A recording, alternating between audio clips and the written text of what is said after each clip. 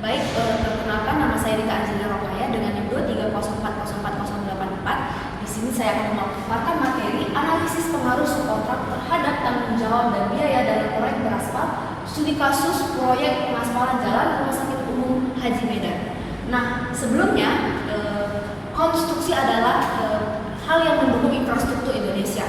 Nah, pada hal ini proyek pengaspalan jalan adalah konstruksi yang rumit. Nah, oleh karena itu dibutuhkan keahlian yang lebih merinci lagi. Maka untuk mengatasi hal itu, subkontraktor adalah pilihan yang tepat, di mana subkontraktor memiliki keahlian khusus yang akan membantu mengefisiensikan biaya, waktu, dan koordinasi dalam proyek pengaspalan jalan pada Rumah Sakit Umum Haji Medan ini.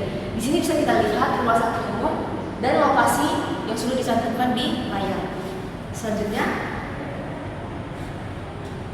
nah, untuk rumusan masalah, yang pertama, bagaimana pengaruh penggunaan subkontraktor terhadap pembagian tanggung jawab dalam proyek pengaspalan jalan, sejauh mana subkontraktor mempengaruhi efisiensi atau pembengkakan biaya dalam proyek tersebut, dan untuk tujuan penelitian, yang pertama menganalisis dampak penggunaan subkontraktor terhadap tanggung jawab pelaksanaan proyek pengaspalan, dan yang kedua menilai pengaruh subkontrak terhadap biaya yang dikeluarkan selama pelaksanaan proyek.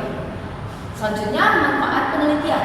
Yang pertama, secara akademis, menambah literatur mengenai manajemen proyek, khususnya terkait pengaruh subkontrak terhadap pelaksanaan proyek konstruksi jalan beraspal. Dan yang kedua, secara praktis, sebagai bahan evaluasi bagi kontraktor utama dalam menetapkan kebijakan penggunaan subkontraktor. Nah, selanjutnya metode penelitian. Di sini jenis penelitian yang saya gunakan menggunakan pendekatan deskriptif kuantitatif. Nah, untuk pengumpulan datanya itu terbagi menjadi 3, yaitu wawancara, survei lapangan, dokumentasi, dan kuesioner. Nah, untuk wawancara dilakukan dengan kontraktor utama, subkontraktor, dan manajer proyek untuk menggali informasi terkait dengan pembagian tanggung jawab, kendala yang dihadapi, dan pengaruh subkontrak terhadap biaya proyek. Yang kedua, survei lapangan atau dokumentasi, pengumpulan data yang dilakukan dengan memeriksa dokumen kontrak, laporan keuangan proyek, serta laporan progres pekerjaan yang melibatkan subkontraktor. Selanjutnya, menggunakan kuesioner. Semua orang yang terlibat dalam proyek, termasuk manajer proyek dan staf administrasi, menerima kuesioner untuk mengetahui tentang biaya, waktu pelaksanaan, dan pengelolaan subkontraktor. Selanjutnya, analisa dan evaluasi data.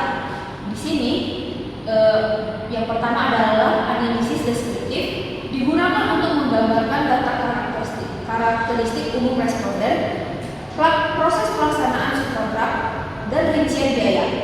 Yang kedua, analisis kuantitatif, menggunakan analisis regresi linear sederhana atau analisis korelasi Pearson jika data mempengaruhi syarat untuk melihat hubungan antara pelaksanaan subkontrak terhadap tanggung jawab atau digambarkan X1, biaya proyek X2, dan output proyek X3.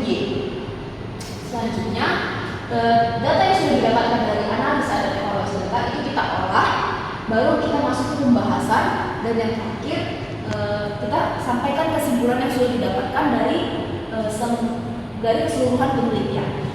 Sekian hasil pemaparan materi yang bisa saya sampaikan. Jika ada kesalahan dalam pengucapan, saya mohon maaf. Sekian dan terima kasih.